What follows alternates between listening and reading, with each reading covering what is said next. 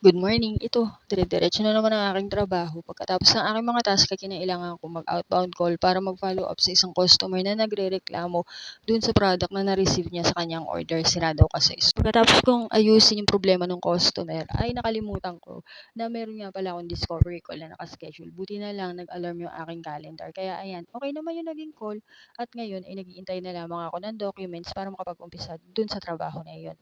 Pagkatapos natulog ako sandali at pagdating ng 11:00 ng umaga, ito na nga, nag-ayos na ako ng aming makakain at ang aming ulam. Nag-decide na lang ako na ginataang gulay na lang ang aking lulutuin. Oo nga pala, itong oras na 'to wala yung mga anak ko dahil nasa eskuwelahan. So, mas nakapagluto ako ng maayos. Sa totoo lang, na-e-enjoy ko yung mga ganitong oras na mag-isa lang ako sa bahay, nagagawa ko ang kailangan kong gawin at ito na rin ang nagsisilbing pahinga ng aking mga mata bukod sa lagi at araw-araw rin naman ako nakatunganga o nakatingin sa computer. Ito na nga, ayan, tsaka naman ay sinabaw ko na lang yung natirang ulam namin kinagabihan. Sayang din naman kasi yung torta, puwede din naman yun na ulamin pa, di naman sira. Yan, nagisa lang ako ng bawang, sibuyas, kamatis at giniling at tapos nun ay ang kalabasa na.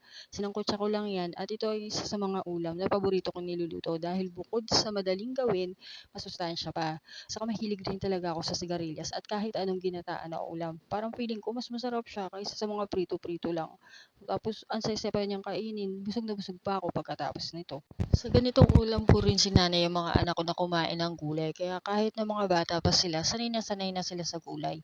Habang hinihintay ko lumambot yung kalabasa at sigarilyas, yun na, inayos ko na muna yung aking mga pinagamitan. Ewan ko ba, nasanay na ako mula nung bata ako, ginagawa ko na to.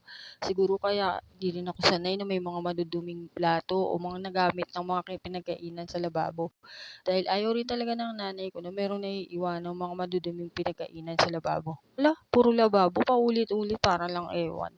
Ayan nga, habang naghihintay, sayang naman kung tutunganga ako. Kaya ayan, nag-ayos-ayos na rin ako at ayan nga, medyo mas maaliwalas na yung ginagalawan ko pagkatapos ko maghugas ng pinggan.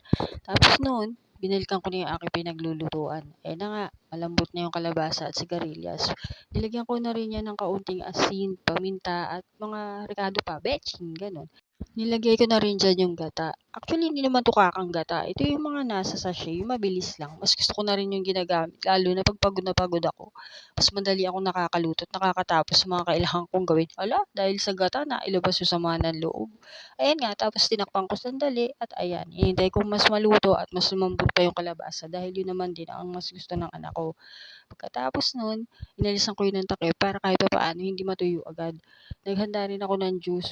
Nag-request din kasi yung anak ko, nag-text bago ako nagluto, na gusto daw niya ng pineapple juice. Kaya yan, pinaghanda ko na, kawawa naman pagkagaling sa school, laging pagod na pagod.